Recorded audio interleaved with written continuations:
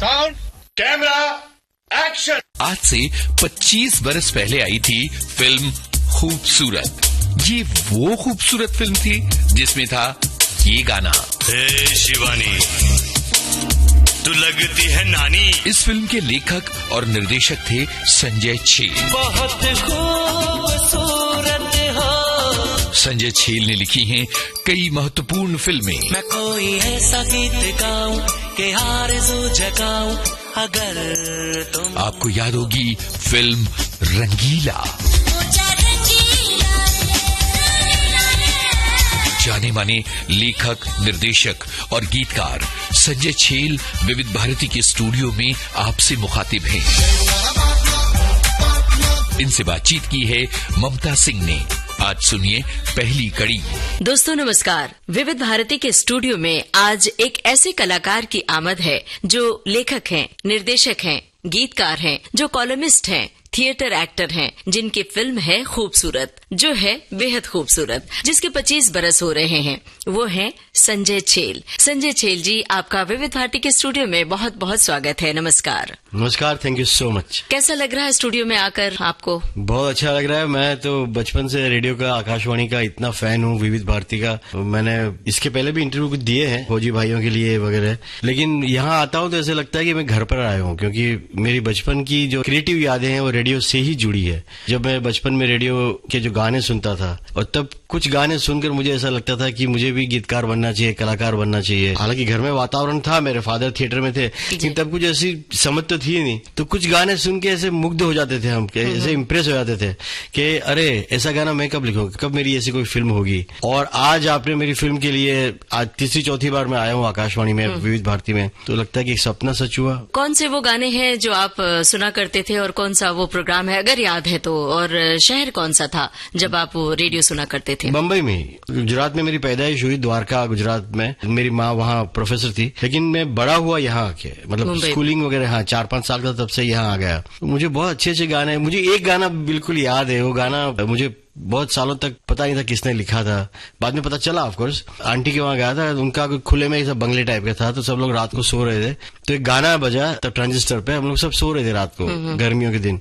तो गाना बजा, आंखों ही आंखों में इशारा हो गया, बैठे बैठे जीने का सहारा हो गया। तब मैं 8-9 साल का रहूंगा शायद। तो मैंने पूरा दिन सोचता रहा कि ये कहना क्या चाहता है गीतकार। कोई आंखों में इशारा हो गया, बैठे बैठे जीने का सहारा हो गया, तो ये क्या है? तो वो धुन मेरे मन में, वो शब्द मेरे मन में गूंजते रहे। फिर मैंने किसी को पूछा, फिर पता चला जब प्यार में ऐसा होता है, जो भी है। तो उसके बाद गानों में मेरी रुचि काफी बढ़ गई। तो अब तो मुझे काफी याद है कि ये मजरू साहब का लिखा हुआ है। फिर तो सबके साथ काम भी किया मैंने, ये गुलजार साहब ने लिखा है, या आनंद बख्शी जी ने, सबके साथ बाद में मैंने काम किया। उतना मैं सौभाग्यशाली रहा कि मुझे इन सबके साथ काम करने का मौका मिला जी। तो मुझे ज्यादा संगीत से ज्यादा गीत में शब्द में रही। तो क्या लेखक का बीज वहीं पैदा हो गया था? आपको लगा कि आप कह सकते हैं ऐसा, क्योंकि तब के उस दौर के जो गाने थे इतने विशुद्ध थे, इतने प्यारे मीठे थे। जो हम स्कूलों में जो हिंदी पढ़ते थे, जो कठिन हिंदी थी वो भी नहीं थी जी, और बहुत कठिन उर्दू भी नहीं थी। तो वो जो हिंदुस्तानी लैंग्वेज में जो एक मिठास थी वो गानों में, प्यार की गाने हो या रिश्तों के हो या इवन देशभक्ति के हो, तो एक अलग ही दुनिया थी वो।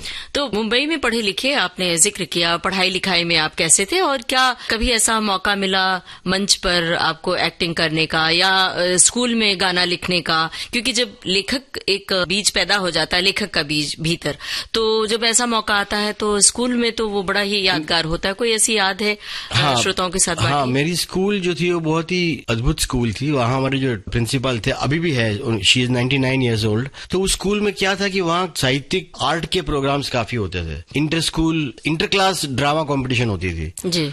हमारे स्कूल का मैगजीन निकलता था, तो उसमें हम कविताएं लिखते थे। अच्छा। और मुझे इलोक्यूशन, वक्तृत्व स्पर्धा में भेजते थे, क्योंकि मैं बोलने में अच्छा था जी। फिर ऐसा था कि मान लो 10 क्लास है, 1 से 10 तक, तो उसमें ABC वर्ग है, तो हर वर्ग का एक नाटक होगा।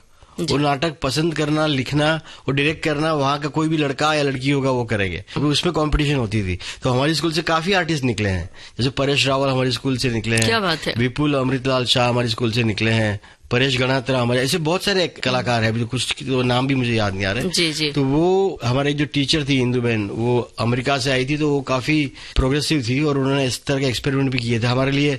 एंड में मैं तो गुजराती मीडियम से हूँ, हम जो अच्छे थे अंग्रेजी में उनके लिए एक स्पेशल अंग्रेजी के टीचर भी आते थे और हमने हायर अंग्रेजी में 10th किया जी। उसी तरह कोविड हिंदी परीक्षाएं पे काफी जोर था, तो हमारे स्कूल में काफी अच्छा वातावरण, तो वहां ही हमने लिखना शुरू किया। वहां एसेस वगैरह हम लिखते थे, जो अच्छे ऐसे होते थे बाकी के क्लास में सुनाते थे टीचर्स, देखो ऐसे हमारे विद्यार्थी लिखते हैं। वहां से हमको प्रेरणा मिली या एक पुश मिला जी कि मैं लिख सकता हूँ। आपने जिक्र किया परेश रावल का, वो आपके स्कूल से निकले और बाद में आपकी फिल्में भी मेरी बहुत सारी फिल्म, मेरे बहुत अच्छे मित्र, तो मेरे से बहुत सीनियर है, मेरे से बहुत सीनियर है, लेकिन परेश भाई हमारी स्कूल में, मैं जब आया तब तो शायद वो निकल चुके थे, लेकिन उनका स्कूल में आना जाना रहता था मार्गदर्शन करने वगैरह, और फिर हम एक ही इलाके में भी रहते थे, तब वो धीरे धीरे स्टार भी बने, तो हम व्यक्तिगत भी परिचय रहा, अभी तो अच्छे मित्र भी है और बड़े मंजे हुए कलाकार और बहुत अच्छे इंसान भी है। जी, परेश रावल जी को याद किया, या फिर अभी एक कोई गाना सुन लेते हैं फिर आगे बढ़ते हैं। जरूर। कौन सा गाना आपकी ओर से सुनवाएं, बताइए। खूबसूरत का ही गाना सुना दीजिए। चलिए सुनते हैं खूबसूरत फिल्म का ये गाना।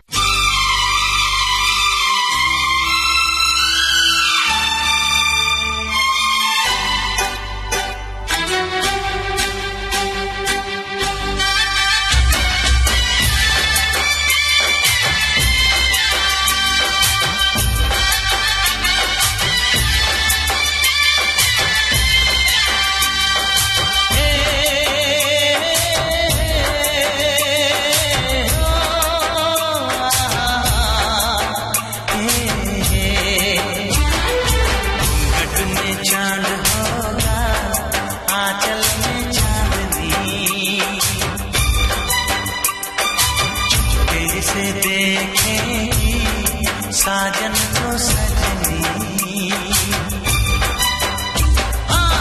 घट में चांद होगा, आंचल में चांदनी, चुपके से देखेगी साजन को सजनी, छेड़ेगी शहनाई मस्ती की रागनी, छेड़ेगी शहनाई मस्ती की रागनी, घट में चांद होगा, आंचल में चांदनी, चुपके से देखेगी साजन को सजनी।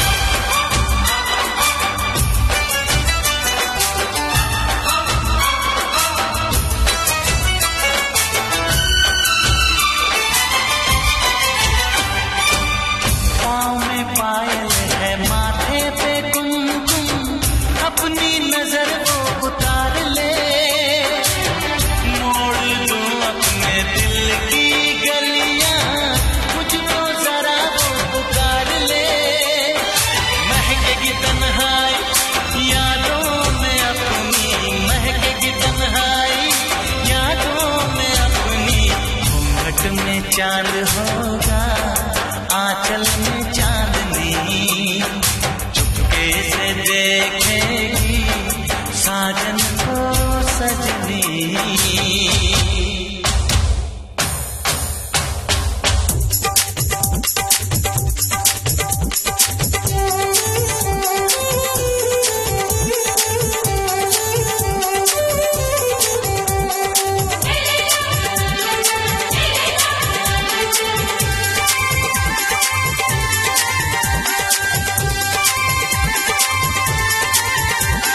डोली चूड़ी कंगना हुआ न हुआ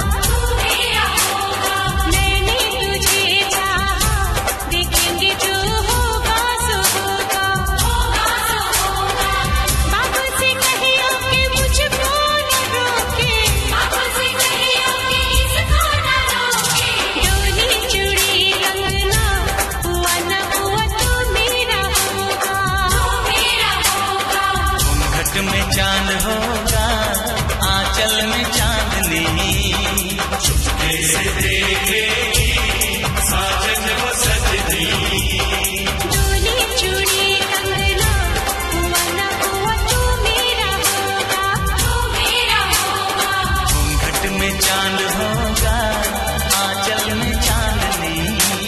खूबसूरत फिल्म में गाने लिखे हैं गुलजार साहब ने। मेरे ख्याल से 3 गाने उन्होंने लिखे हैं। उन्होंने और मैंने लिखे, मतलब 4 गाने मैंने लिखे। जी, आपके 4 गाने हैं और गुलजार साहब के 3 गाने हैं। आपका गाना भी हम सुनेंगे, उससे जुड़ी हुई बात भी हम साझा करना चाहते हैं अपने श्रोताओं से। लेकिन गुलजार साहब को गाना लिखने के लिए राजी कैसे किया, किस तरह से मुलाकात? मुश्किल था। मैं उनको बहुत बार मिला, कहानी सुनाई, काफी सिफारिशें करवाई और उन्होंने मेरा काम देखा था। यस बॉस, रंगीला, कच्चे धागे, जो मेरी हिट फिल्म्स जो थी, दौड़, तो उन सब काम से वो वाकिफ थे। और उनकी बेटी मेघना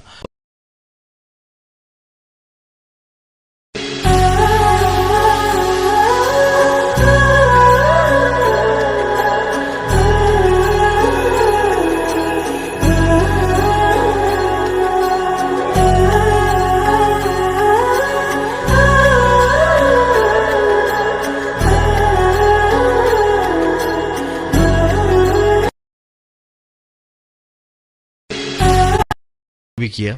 जी, तो ये गुलजार साहब से जुड़ी हुई बात थी। तो यहाँ पर गुलजार साहब का लिखा हुआ गाना सुनवाना जरूरी है, बताइए।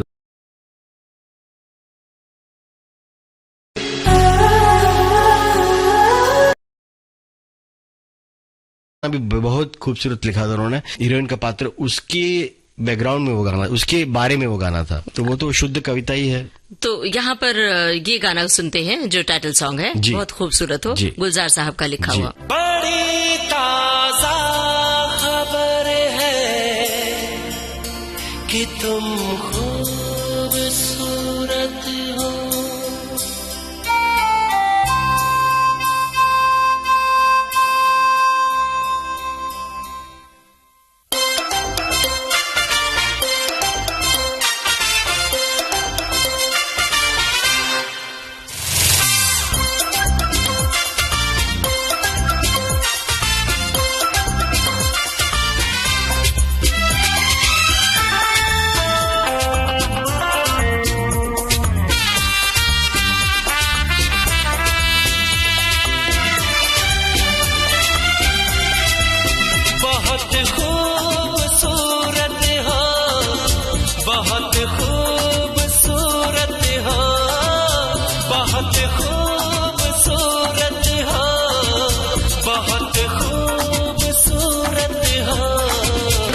बिखरी सी लटे हैं ना, इन्हें चेहरे पे उड़ने दो। हाँ, बहुत खूबसूरत हो, बहुत खूबसूरत हो, बहुत खूबसूरत हो, बहुत खूबसूरत हो। ये बिखरी सी लटे हैं ना, इन्हें चेहरे पे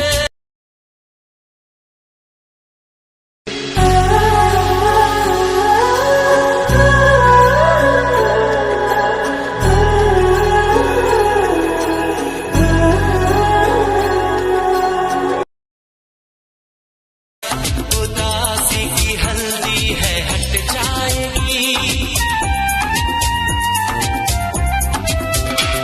तमन्ना की लाली को पकने तो दो, ये पतझड़ की छाओ छट जाएगी। लबों पे ज़बा फेरो, इन्हें गिले रहने दो। बहुत खूबसूरत हो, बहुत खूबसूरत हो।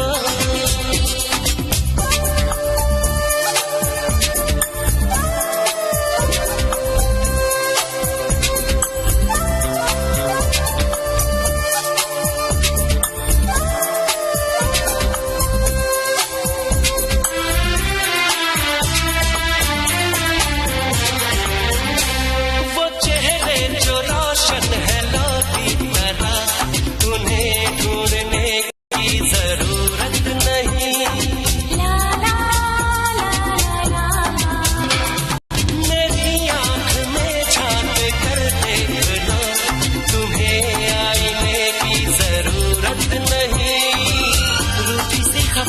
तुम जरा तो मनाने दो। बहुत खूबसूरत हो, बहुत खूबसूरत हो। तो दोस्तों, खूबसूरत फिल्म का ये खूबसूरत गाना था जिसे गुलजार साहब ने लिखा था। और अब संजय छेल जी से हमारी बातचीत चल रही है और आपको बताया है कि वो गीतकार भी हैं, डायरेक्टर भी हैं, लेखक भी हैं।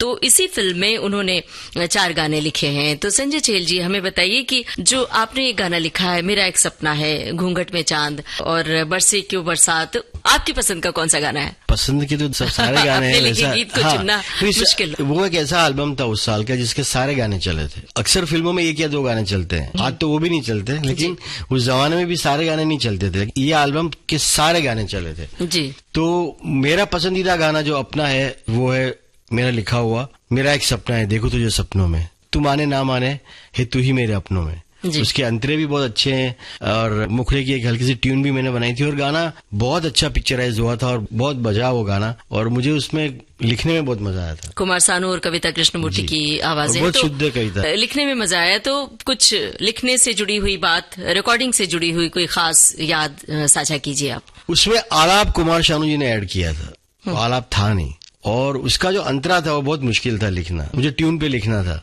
तो उस पे मैंने डा डा डा डा डा डा डा डा डा डा डा ऐसा मीटर था, वो काफी डिफिकल्ट मीटर है। तो उस मीटर पे मैंने लिखा था कि मन की डगर पे मुड़ के हम किधर जाएं, तेरे इशारे रोके हम जिधर जाएं। तो जो कट है वो जो कहते हैं, जो एक रुक के जो आता है, मन की डगर से मुड़कर हम किधर जाएं, तेरे इशारे रोके हम जिधर जाएं, चलते चलते रुकते रुकते किस्मत मेरी क्या करवट बदल गई, और गई पे ताल आता है। क्या बात है। तो बड़ा अच्छा लग रहा है। ये पूरा गाना सुनते हैं जी।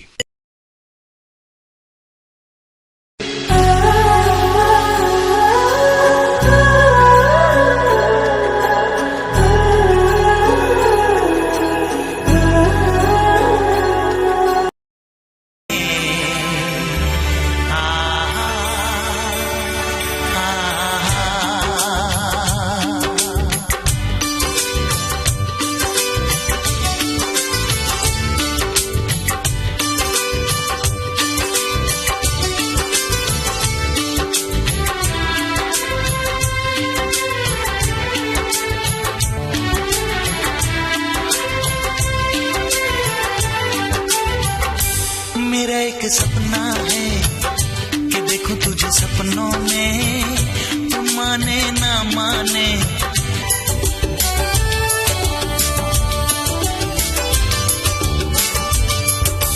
अब तक किसी की चाहत मेरी लब तक थी, तेरी नजर ने दिल पे मेरी दस्तक दी। अब तक किसी की चाहत मेरी लब तक थी, तेरी नजर ने दिल पे मेरी दस्तक दी। जागी सोई खोई खोई तन्हाई में क्या हालत गजब हुई। मेरा एक सपना है कि देखूं तुझे सपनों में, तू माने ना माने है तू ही मेरे अपनों में। नींदों में हंसती हूँ, ख्वाबों में उड़ती हूँ। मेरा एक सपना है कि देखूं तुझे सपनों में, तू माने ना माने है तू ही मेरे अपनों में।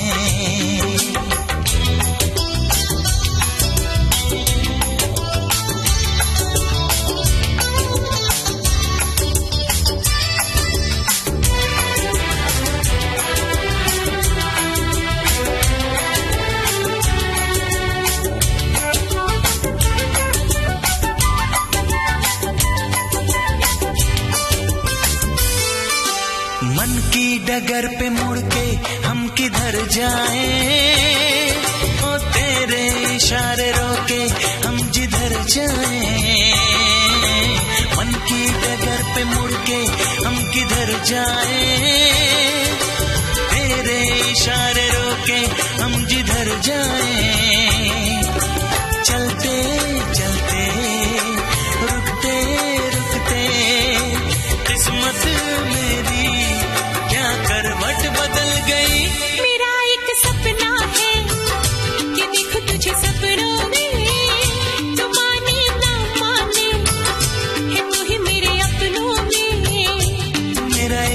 सपना है कि देखो तुझे सपनों में, तू माने ना माने है तू ही मेरे अपनों में। ओ धड़कन सा चलता है ये कैसा रिश्ता है। मेरा एक सपना है कि देखो तुझे सपनों में, तू माने ना माने है तू ही मेरे अपनों में, है तू ही मेरे अपनों में।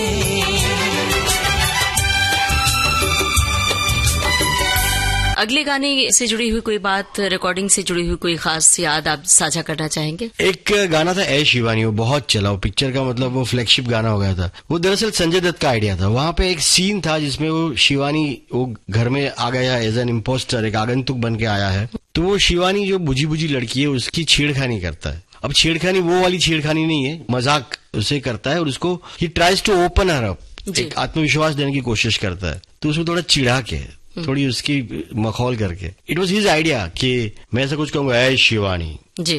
और फिर हमने उस पर रैप टाइप का ग्रूव बनाया और फिर गाना इम्प्रोवाइज किया। हम रात को एक दिन पार्टी कर रहे थे, हम बैठे थे, तो मैंने ऐसे इम्प्रोवाइज किया। बोला तुम डायलॉग लिखते हो वैसे लिखो, अच्छा। गाने की तरह मत लिखो। अच्छा, और पिक्चराइज भी ऐसे कर रहे थे, घर में हो रहा है, यहाँ हो रहा है, वहाँ हो रहा है। It should not be choreographed song, like you know dance नहीं लगना चाहिए, मोन्टाज लग, फिर जैसे घर में हम आपको चाय दे रहे हैं, आप उठ के गई, मैं बैठा, उस तरह होना चाहिए। सिचुएशन भी ऐसी थी और घर के सारे पात्र भी उसमें इन्वॉल्व है थोड़े थोड़े। तो फिर मैंने लिखा है शिवानी तू लगती है नानी, जी मरम मत मांगे तेरी ये जवानी है शिवानी। और संजय दत्त ने ये गाना दिया, फिर ट्यून बनाई जतिन ललित ने।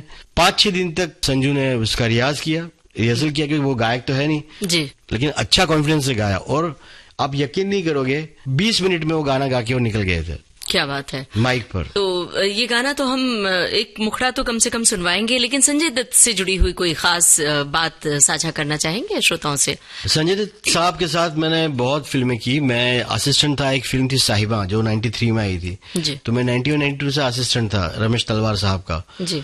तो तब से मैं जानता था। उसके बाद में मैंने रंगीला लिखी, बाद में दौड़ फिल्म लिखी, तो और दूसरी फिल्म हो गई, फिर और भी एक फिल्म कर रहा था। तो मेरी काफी लंबी दोस्ती थी, तो मैंने एक कहानी उनको सुनाई कि मुझे डायरेक्टर बनना है। मैंने काफी पिक्चर लिख ली, तो वो मजाक में बोलता अच्छा तू भी डायरेक्टर बनेगा। कभी कभी पिक्चर जो हम लिखते हैं वैसी बन के नहीं आती, तो मैंने मजाक में कहा कि हाँ कि अगर पिक्चर बिगाड़नी है मेरी स्क्रिप्ट को तो मैं ही ना बिगाड़ूं।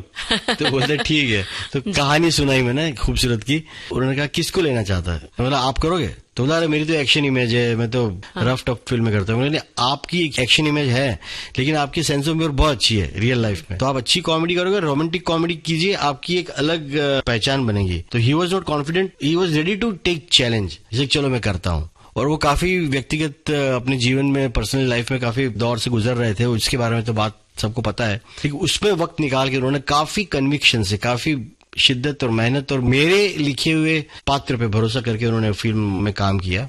सबसे बड़ा कॉम्प्लीमेंट तो ये था कि उनको उस फिल्म के चलने के बाद, देखने के बाद मुन्ना भाई MBBS के लिए कंसिडर किया गया, क्योंकि तब तक उनकी इमेज वो वास्तव और उस तरह की जंग जी, और उस तरह की फिल्म में थी। एक्शन, वो तो एक्शन हीरो तो कमाल के थे और सब डर भी रहे थे डिस्ट्रीब्यूटर्स, प्रोड्यूसर्स की, ये कैसे होगा, ये लोग इसकी उनको देखने आएंगे। लेकिन गाने चल गए, गाने अच्छे हुए, प्रोमो अच्छे लगे, तो वो दिखे भी बहुत खूबसूरत, हैंडसम, तो फिर वो फिल्म चल गई। और सबसे बड़ा कॉम्प्लीमेंट ये है कि फिल्म जब रिलीज हुई थी तब सुनील दत्त साहब, जो खुद अपने आप में बड़े डायरेक्टर, एक्टर रह चुके हैं, MP रह चुके हैं और बहुत ही अच्छे इंसान, तो वो फिल्म देख नहीं पाए थे क्योंकि वो बीमार थे। तो फिल्म की रिलीज के बाद 25 वीक कुछ हो गए थे, तब हमने उनके लिए एक स्पेशल शो रखा था। जब वो ठीक हो गए, वो तब उस फिल्म को देखने के लिए विनोद चोपड़ा भी आए थे। तो सुनील दत्त साहब ने कहा था कि बेटा तूने मेरे बेटे को बहुत खूबसूरत पेश किया, इतना हैंडसम दिखता है, आज तक कभी इतना हैंडसम दिखा नहीं। मैंने कहा उसमें श्रेय उनको जाता है, उन्होंने बहुत मेहनत की, लेट नाइट नीट करते थे, खाने पीने में ध्यान रखा और उन्होंने अपने सारे कपड़े, ये पहनूंगा वो कब पहनूंगा, उन सब में मशक्कत करके वो कैरेक्टर निभाया। और एक मजे हुए कलाकार हैं, जब आते हैं पर्दे पर उनके चाहने वालों की एक लंबी कतार है, एक पर्सनालिटी है अपनी जी। और सुनते हैं कि बहुत अच्छे इंसान भी हैं। अरे ये एक बच्चे का दिल है उसमें, भले लंबे चौड़े ऊंचे कद वाले इंसान है, लेकिन एक बच्चे का दिल है। तो क्या यहाँ पर एक गाना सुन लें? जरूर। कौन सा गाना बताइए? ऐ शिवानी। चलिए सुनते हैं।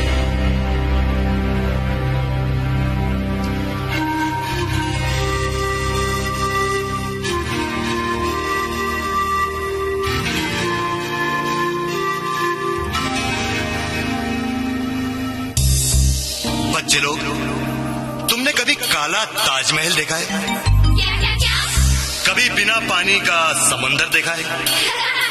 नहीं तो। रसगुल्ले से रसगुल हो जाए तो पता है कैसे दिखता है?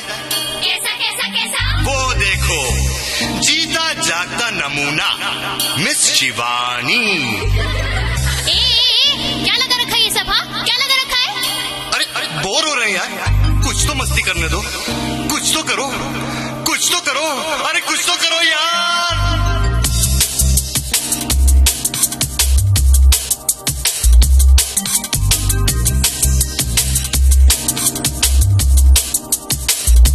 हे शिवानी, तू लगती है नानी, तू आइटम पुरानी। हे शिवानी,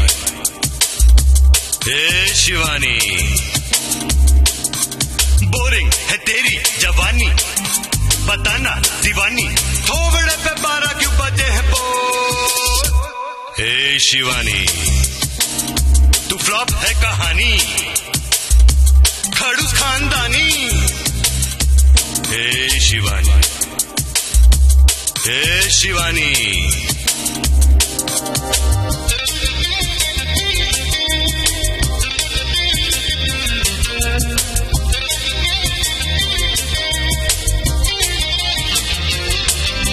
उजड़ा चमन तेरा तन मन मूड में नहीं था कि ऐसे कि वैसे पैक करके तुझे भेज दिया बोल। हे शिवानी, तू लगती है नानी, जूस की दुकान में तू पीती है पानी। हे शिवानी,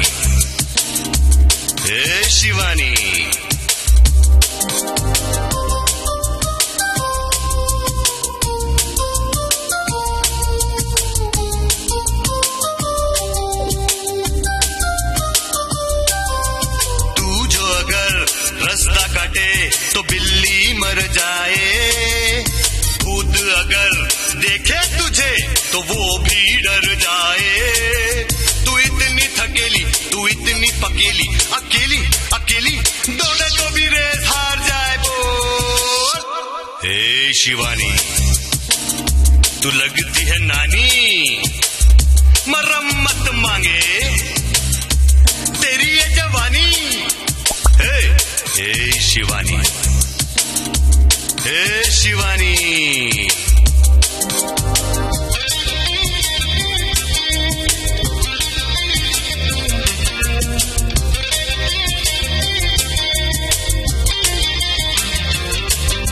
बात छिछोरी बन के टपोरी, लेवल ना गिरा। लाइफ है ये मेरी, स्टाइल है ये मेरा, तू मुझको ना सिखा।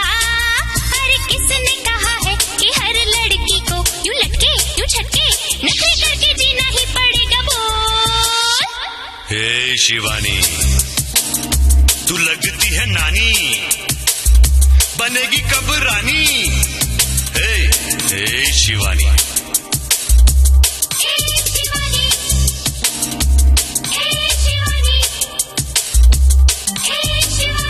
बासी बिरयानी, पैदाइशी परेशानी, तू कुड़ी है कानी, तू फ्लॉप है कहानी। हे शिवानी, ओ शिवानी, हे शिवानी, ओ शिवानी। अरे जाने दो यार, इसकी तो पैडला की खराब है। बंद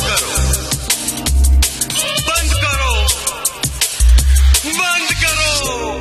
उर्मिला मातोंडकर भी इस फिल्म में थी, परेश रावल भी थे, जॉनी लीवर, अशोक सराफ भी थे। और अशोक सराफ आपकी दूसरी फिल्म में भी काम करते थे, यस बॉस में भी उन्होंने, यस बॉस में भी थे, क्या दिल ने कहा में भी थे जी। और दूसरे कलाकार जतिन कानकिया जो टीवी में काफी पॉपुलर थे, गुजराती थिएटर के थे जी। सबसे अच्छा काम उन्होंने किया था कॉमेडी में। और उनके साथ एक ट्रेजेडी ये हुई कि पिक्चर की डबिंग खत्म की और 5-6 दिन के बाद उनको कैंसर डिटेक्ट हुआ पेनक्रियास का, और लगभग 2-3 वीक में वो गुजर गए, फिल्म देख नहीं पाए। लेकिन उस साल काफी अवार्ड उनको मिले थे, आईफा के फिल्म फेयर में नॉमिनेट हुए थे। उन्होंने काम किया था, अशोक सराफ जी ने बहुत अच्छा काम किया, वो भी मराठी थिएटर से है। तो मैं खुद रंगमंच से जुड़ा हूं, तो मुझे थिएटर के कलाकारों से परेश भी थिएटर के हैं, प्यार तो है। मुझे एक नेचुरल अट्रैक्शन है थिएटर के कलाकार से। ओमपुरी जी थे, अंजन श्रीवास्तव जी, वो भी इप्टा के से आते हैं थिएटर से। तो बड़ी अच्छी लंबी चौड़ी कास्ट थी और सबने बहुत ही, सुप्रिया पिलगांवकर, सबने बहुत अच्छा मुझे सपोर्ट किया। मैं तो बहुत नया था तब, मेरी उम्र ही क्या थी, 28-29 साल का था मैं, लेकिन सबने मुझे बर्दाश्त कर लिया। ये तो आपका बड़प्पन है, कॉम्प्लीमेंट है। इतने सारे मजे हुए कलाकार इस फिल्म में थे, तो जाहिर है फिल्म खूबसूरत होनी ही थी।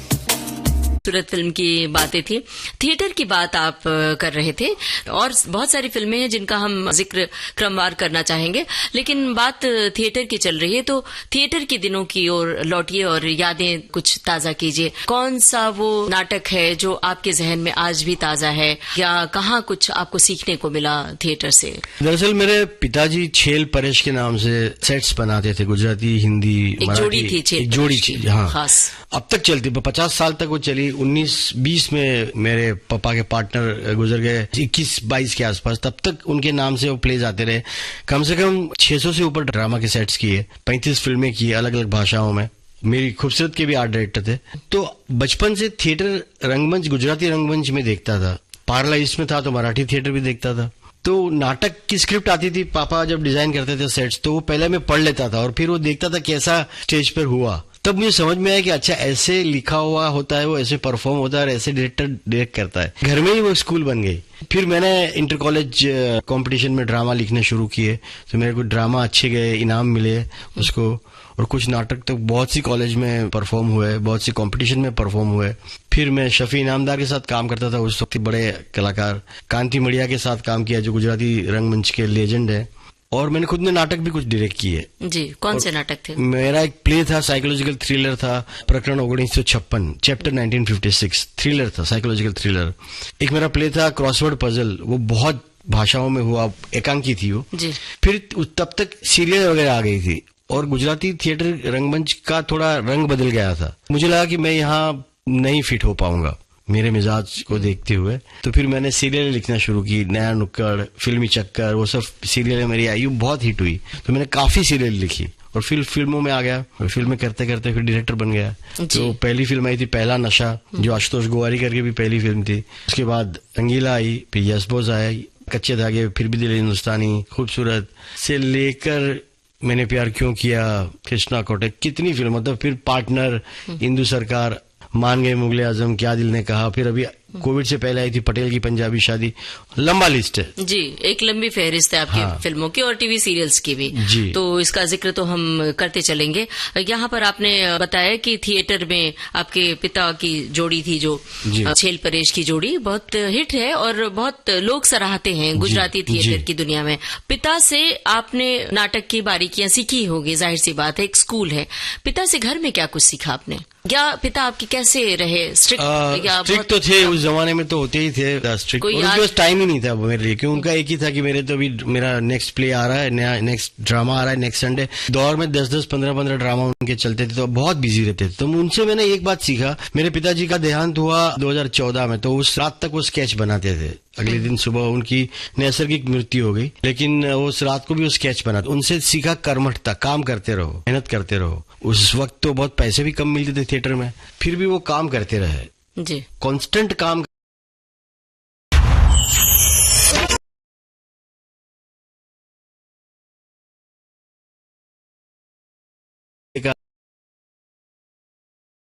प्लेट में मिला, ऐसा कह सकते हैं। और मुझे शुरुआत के दौर में थिएटर में काफी अच्छे लोग मिले, परेश रावल, शफी इनामदार। फिल्मों में मुझे अच्छे लोग मिले, जैसे सईद मिर्जा, कुंदन मिर्जा, अजीज मिर्जा ने काफी मुझे सराहा क्या, मुझे मदद की, हेल्प की, कॉन्फिडेंस दिया। रमेश तलवार साहब ने, राहुल रवेल साहब ने, शाहरुख तब नए नए एक्टर बने थे, आमिर खान मेरे से कॉलेज में 4-5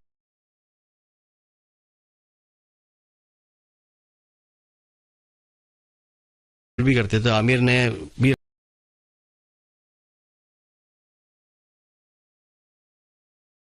तो वो फिल्म मिली। और इनफैक्ट मैं राम गोपाल वर्मा को गीत के लिए मिलने गया था, गीतकार के रूप में। तो उनको मेरा गाना अच्छा नहीं लगा था, उन्होंने एक ट्यून दी थी इलिया राजा की, तो इस पे गाना लिखो। तो मैंने लिखा, तो उनको पसंद नहीं आया। बोले ठीक है, मतलब ये मेरी फिल्म में फिट नहीं होता। तो मैंने कोई बात नहीं, मैं निकल आया। नेक्स्ट डे उनका फोन आया राम गोपाल जी का कि आपने कुछ कहा ही नहीं कि और लिखूं ये। मैंने आपने लगा होता तो आपने कहा होता। जी। मैं क्यों अपने आप को इम्पोज करूं, तो आप बातें इंटरेस्टिंग करते हो, आप मिलने को आओ। फिर मैंने कुछ बातें की उनके साथ, तो he said you will write dialogues for Rangeela. So पूरा कैरेक्टर फिर बना और फिर रंगीला फिल्म तो अपने आप में एक हिस्ट्री है। जी, फिल्म रंगीला की बात चल रही है तो आमिर खान है, राम गोपाल वर्मा का जिक्र किया ही, और बड़ी अच्छी बेहतरीन बात आपने साझा की। आमिर खान से जुड़ी हुई कोई खास बात, कोई खास घटना आप साझा करना चाहेंगे? आमिर के बारे में लोग कहते हैं कि बहुत ही डिफिकल्ट एक्टर है, और मतलब difficult in the sense not personally, but बहुत मेहनत करते हैं और काफी उनको कन्विंस करना पड़ता है। लेकिन रंगीला में उन्होंने बहुत सहजता से काम किया था। जो कैरेक्टर मैंने लिखा, मैंने और नीरज ने, हम परफॉर्म करते थे वो बिल्कुल वैसे ही करते थे। ज्यादा उन्होंने परफेक्शन के अलावा भी ज्यादा मेहनत करने के अलावा दिल से काम किया। और सबसे बड़ा कॉन्ट्रीब्यूशन आमिर खान का ये था कि वो एक टपोरी का कैरेक्टर था जो बम्बईया भाषा बोलता है। लेकिन आमिर खान जी के परफॉर्मेंस की वजह से, उनके चेहरे की मासूमियत की वजह से और उनके व्यक्तित्व की गरिमा की वजह से कैरेक्टर को डिग्निटी मिली। वो टपोरी एक लड़की छेड़ने वाला लड़का नहीं रहा, आम इंसान बन के रहा। जी। तो राज कपूर के बाद अगर कोई आम इंसान अच्छी तरह किसी ने पेश किया हो तो मुझे लगता है रंगीला में आमिर ने, और राजू बन गया जेंटलमैन, यस बॉस में, फिर भी दिल हिंदुस्तानी में शाहरुख ने। ये दो कलाकारों का बहुत बड़ा योगदान है।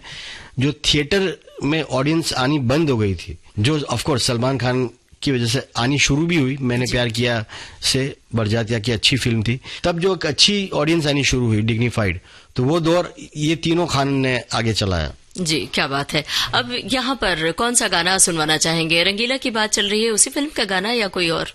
रंगीला का ही सुनते हैं गाना। बताइए कौन सा? एक गाना मुझे बहुत पसंद है, और रहमान साहब के साथ मैं बैठा भी था, तो हमने गाना, फिल्म की डायलॉग्स में भी वो था और एक सिचुएशन थी, तो मैंने ऐसे ही बात करते करते बात भी की और एक पुराने गाने का एक रेफरेंस भी दिया। अब यहाँ कहना अच्छा नहीं लगेगा, तो उसका मीटर रहमान साहब ने पकड़ लिया और गाना बनाया। जो फिल्म में ऐसी सिचुएशन थी कि वहां पे सीन आ सकता था, लेकिन सीन की बजाय गाना आया, तो ज्यादा उस बात को अच्छी तरह पेश किया गया और अच्छी तरह उसका इम्पैक्ट रहा। और वो गाना था, क्या करूं क्या ना करूं ये कैसी मुश्किल हाय। क्या करे क्या ना करे ये कैसी मुश्किल हाय, कोई तो बता दे इसका हल ओ मेरे भाई। कि एक तरफ तो उससे प्यार करें हम, और उसको ही ये कहने से डरे हम। क्या करे क्या ना करे ये कैसी मुश्किल हाय, कोई तो बता दे इसका हल ओ मेरे भाई। कि एक तरफ तो उससे प्यार करें हम, और उसको ये कहने से डरे हम।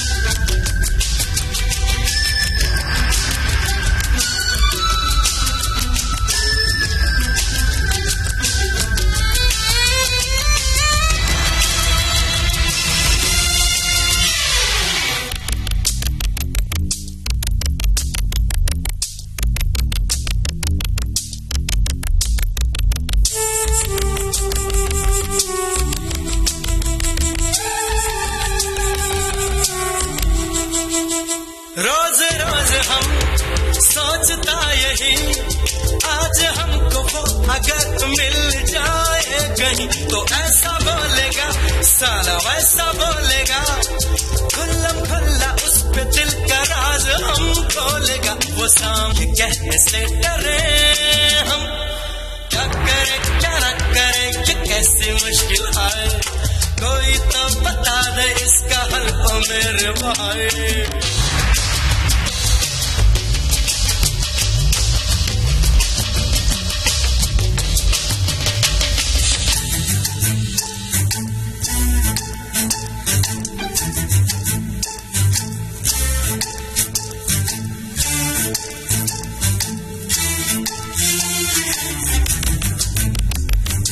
इनकार से हमको अडर, अब कहे या तब कहे, कहाँ कहे कब कहे, सोच सोच में ही वो गई निकल। हाँ क्या करे क्या ना करे ये कैसी मुश्किल है, कोई तो बता दे इसका हल ओ मेरे भाई। ए भाई मेरे भाई ओ मेरे भाई,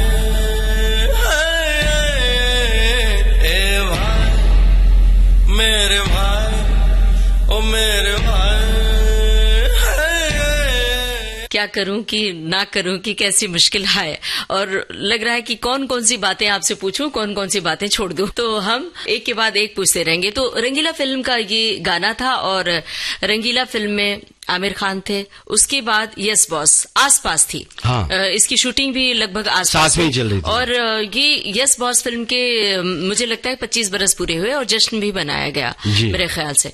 तो आप बताइए कि इन दोनों फिल्मों की शूटिंग, दोनों बड़ी फिल्में, एक में आमिर खान एक में शाहरुख खान, कैसे मैनेज किया आपने? शाहरुख से जुड़ी हुई कोई बात बताइए श्रोताओं को। शाहरुख खान तो एक अलग ही व्यक्तित्व है, और वो मैं उनकी शूटिंग पे जाया करता था, राजू बन गया, क्योंकि उसमें मेरे काफी मित्र काम करते थे, और सर्कस में जाया करता था मैं। तो वो बम्बई आए तब से मैं उनको जानता था और बड़े कॉन्फिडेंट थे, और उन्होंने बम्बई आते ही कहा था कि मैं बहुत बड़ा स्टार बनूंगा। हम सबको हंसी भी आती थी, समंदर के किनारे बैठकर वो एक जुमला मशहूर हुआ है कि तो बोलते मैं तो बड़ा स्टार बनूंगा, इन सबकी छुट्टी कर दूंगा। तो हम लोग हंसते भी थे थोड़े मन में, लेकिन उन्होंने एक्चुअली 5-6 महीने में करके दिखाया। मैंने अपनी जिंदगी में इतनी पॉजिटिव शख्सियत देखी नहीं है। होंगे बहुत से बड़े लोग, लेकिन मेरी लाइफ में कि उनके साथ आप काम करो, उनसे मिलो, तो बैटरी चार्ज हो जाती है और आपको ऐसा लगता है कि आप खास हो, चाहे आप वो स्पॉट बॉय हो या हीरोइन हो या राइटर हो या कैमरामैन हो। वो सेट पे आके ऐसा एक माहौल खड़ा कर देते हैं उनकी पॉजिटिविटी एनर्जी से कि आपको लगता है कि यही बस यहाँ शूटिंग चलती रहे।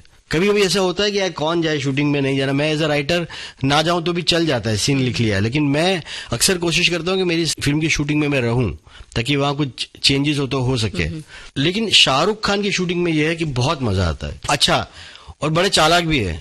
वो अपने हिसाब से सीन को चेंज भी कर लेंगे, आपको पता भी नहीं चलेगा। अच्छा, क्योंकि वो दिल्ली से, और हिंदी पे, उर्दू पे, संस्कृत पे कमांड है उनका, अंग्रेजी पे इतना अच्छा कमांड है कि वो बहुत अच्छा इम्प्रोवाइज कर लेते हैं, बहुत अच्छा एक सीन को बदल लेते हैं। उनको कहावतें, मुहावरे पता है, दिल्ली के होने के जो फायदे हैं। जी। और मैंने अपनी जनरेशन में उनसे ज्यादा किताबें पढ़ने वाला इंसान कोई देखा नहीं। आप नाम लो नाटक के बारे में, नॉवेल के बारे में, उनको पता होता है। अच्छा, या is a most well read person.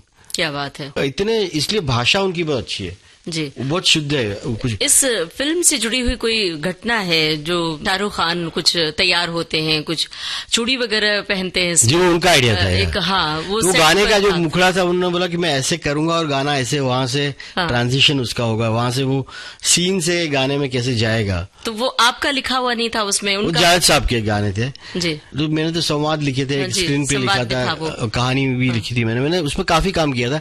एक गाना था जो जावेद साहब ने ही लिखा था और बहुत ही अच्छा लिखा था। सिचुएशन ऐसी थी कि संवाद में कुछ ऐसा आ रहा था कि मैं कोई ऐसा गीत गाऊं, मैं कुछ ऐसा करूं, मैं तुम्हें ऐसा कुछ करूं कि तुम खुश हो जाओ। उससे उन्होंने लीड ली, उन्होंने गाना लिखा, मैं कोई ऐसा गीत गाऊं कि आरज़ू जगाऊं अगर तुम कहो। और जावेद साहब ने इतना बेहतरीन वो गाना लिखा था जी। वहाँ कहानियों के डगर से जहाँ जहाँ जहाँ इस तरह शब्दों का जो खेल उन्होंने खेला था, और वो अच्छा पिक्चराइज भी हुआ था। और मजे की बात यह है कि यूनिट पूरा चला गया था स्विट्जरलैंड में शूटिंग करने के लिए, और भी मैंने और जतिन ललित बैठ के, जावेद साहब ने तो लिखा ही था, वो तो थे ही, और हमने रिकॉर्ड किया और रिकॉर्डिंग करके वहाँ गाना भेजा था जी। तो बाकी लोग बड़े वो थे कि गाना पता नहीं कैसा है, अजीब है, अटपटा है, चलेगा नहीं चलेगा, लेकिन हम लोग बहुत कॉन्फिडेंट थे और वो गाना पिक्चराइज भी अच्छा हुआ, and it is one of the best song of the film. और फिल्म भी खूब हिट हुई थी, इसके संवाद भी खूब चले थे। मुझे लगता है मेरा सबसे अच्छा काम 2-3 फिल्मों में जो है, उसमें से एक यस बॉस में बहुत ही अच्छी कॉमेडी थी और अच्छे इमोशनल और रोमांटिक डायलॉग्स थे जी। तो संवाद लिखने से जुड़ा हुआ कोई वाकया बताना चाहते हैं कि मुश्किल होता है, आप इतनी बड़ी फिल्म है, इतने बड़े स्टार कास्ट हैं, तो लिखने से जुड़ी हुई कोई खास बात है जो? मैंने ये फिल्म काफी मेहनत से लिखी थी, जैसे कि रंगीला थी वो हंसते खेलते लिखी थी जी। मतलब कल शूटिंग आज सीन लिख लिया, हमको पता भी नहीं चला कि हम क्या कर रहे थे, जैसे हंसते खेलते लिख ली। 5-6 महीने में सीन दिया, लिखा, हो गया, शूटिंग वापस थोड़ा किया। क्लाइमेक्स मैंने दिया था, उसमें क्लाइमेक्स जो था वो कुछ अलग था, और क्लाइमेक्स में अड़ा रहा कि नहीं क्लाइमेक्स ऐसे ही होना चाहिए, और वो अच्छा शूट हुआ। फिर ट्रायल हुआ, तब बड़े बड़े लोग आए थे, कमल हसन वगैरह, उन्होंने देखा होता है बहुत अच्छा क्लाइमेक्स, और क्लाइमेक्स से फिल्म चली थी वो। यस बॉस मैंने 1 साल तक लिखी थी काफी, क्योंकि वो तब शाहरुख बिजी भी हो गए थे तो डेट्स नहीं मिल रही, तो बार बार लिखता रहा। लेकिन उसकी एक सिचुएशन मुझे याद है कि फिल्म के प्री क्लाइमेक्स में शाहरुख और जूही रास्ते पे बैठे हैं और पता नहीं कि लाइफ में अब क्या होगा, दोनों को एक दूसरे से प्यार हो भी गया है जी। और नहीं भी हुआ है, शाहरुख उस पोजीशन में नहीं है कि उसको प्यार दे सके, लड़की है जो एम्बिशियस है, और दोनों में एक खिंचाव, एक केमिस्ट्री है। लेकिन जो लड़की है वो आदित्य पंचोली बॉस की गर्लफ्रेंड है, और है भी नहीं भी, क्योंकि वो मैरिड आदमी है, तो वो सब काफी कॉम्प्लिकेशन था। दोनों बैठे हैं, ये पार्टी से आए हुए हैं और सड़क पे बैठे हैं। डायरेक्टर ने कहा मुझे यहाँ एक कोई लाइन चाहिए कि दोनों ऐसे बैठे हैं और बात कर रहे हैं। तो मैंने कहा कि ऐसा करें, वो ऐसे चांद को देख रहे हैं और कोई बात करे, क्योंकि डायरेक्ट बात करेंगे लाइफ में अब क्या होगा, तो डायरेक्ट बात हो जाएगी, उसमें मजा सीन नहीं बनेगा। बोला क्या हो सकता है, तो मैंने कहा कि कुछ ऐसा कुछ करते से लिखते हैं, ऐसा कुछ दोनों बैठे हैं, चांद को देख रहे हैं और मस्ती में और बात करते हैं जी। फिजिकल तो हो नहीं सकते, न पास हाथ पकड़ सकते हैं जी जी। तो जूही ऊपर देखती है, चांद पूरा खिला हुआ है, रास्ते पे बैठे हैं कहीं पे। चांद हमारा क्या लगता है, सारी रात क्यों जागता रहता है। बहुत उनको पसंद आई डायरेक्टर को, एक्टरों को। तो बोला हाँ, लेकिन यहाँ खत्म नहीं होगा। तो उसने बोला ये चांद हमारा क्या लगता है, सारी रात क्यों जागता रहता है जी। फिर वो टर्न करके कहती है तुम मेरे क्या लगते हो। उसमें जब आ भी गई बात, नहीं भी आई, उतने में कह दिया। संवाद का मुख्य काम ये होता है कि आप कहते भी हो, छुपाते भी हो। अच्छे संवाद के लक्षण होते हैं। डायरेक्टली आई लव यू कह दिया तो बात ही खत्म है जी। और वो दृश्य पैदा करता है। मुझे लगता है कि हमारे श्रोता जो सुन रहे हैं, तो ये दृश्य आंखों के सामने उनके होगा, और फिल्म तो देख ही सकते हैं पर्दे पर, लेकिन इस वक्त उनकी आंखों के सामने दृश्य होगा। और हमारी आंखों के सामने एक दृश्य आ रहा है कि कोई गाना आपका सुन लिया जाए। बताइए कौन सा गाना सुनवाएं। मैंने 2012 में एक फिल्म लिखी थी जिसके संवाद मैंने लिखे थे, दिल तो बच्चा है। उसमें एक सिचुएशन बहुत अजीब सी थी कि एक बैकग्राउंड सॉन्ग चाहिए था जी। बाकी गाने बाकी गीतकारों ने लिखा था, लेकिन अक्सर ऐसा होता है कि जहाँ गाना फंस जाता है वहां, बिकॉज राइटर में हूँ तो डायरेक्टर कहता है अभी तुम ही लिख दो भाई ये गाना, ऐसी सिचुएशन है। तो मैंने एक गाना लिखा था, तू ख्वाब है या जादूगरी जी। वो प्रीतम जी ने बहुत अच्छा उसे ट्यून दी थी, संगीत दिया था, और वो ट्यून पे लिखा हुआ गाना है। ये लाइन तो मैंने लिखी थी, लेकिन उन्होंने कंपोज किया, और उसके अंतरे जो बड़े टेढ़े मेढ़े है। तो वो गाना आप सुनाइए, तू ख्वाब है या कोई जादूगरी। कुणाल गांजावाला ने गाया था और प्रीतम दा का म्यूजिक था। क्या पलक क्या झलक, क्या अदा क्या महक, ये ज़मीं या फलक थी कहाँ हो तू अब तलक। क्या असर क्या लहर, दूर थी तू मगर, तू ख्वाब है या कोई जादूगरी। तू ख्वाब है या कोई जादूगरी। क्या पलक क्या झलक, क्या अदा क्या महक, ये ज़मीं या फलक थी कहाँ हो तू अब तलक। क्या असर क्या लहर, दूर थी तू मगर, तू ख्वाब है या कोई जादूगरी। ख्वाब है या कोई जादूगरी।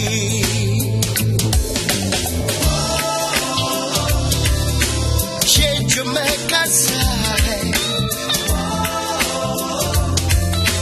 बंद होठों में, वो तो नगमा सा है। तू ख्वाब है या कोई जादूगरी। तू ख्वाब है या कोई जादूगरी।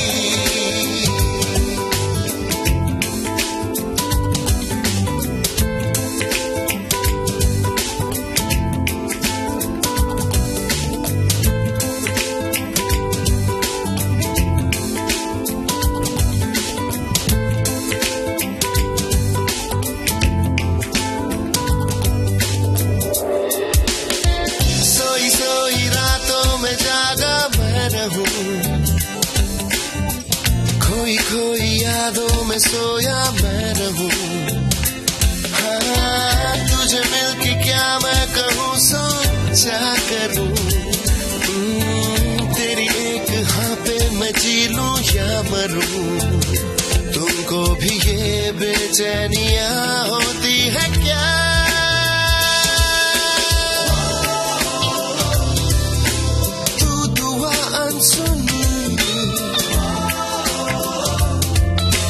यूं लगे तू कभी,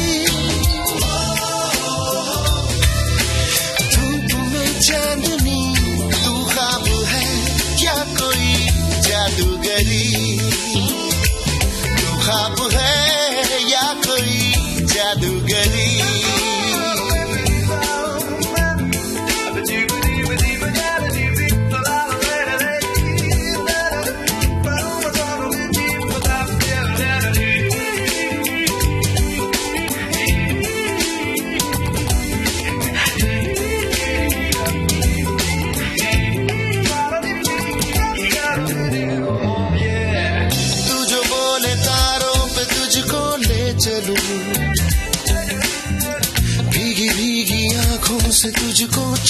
लूं। हाँ, झूठे मूठे वादे मैं तुझसे ना करूं। तेरी मेरी चाहत हमारी आबरू, होगा कभी अब खत्म ना ये सिलसिला।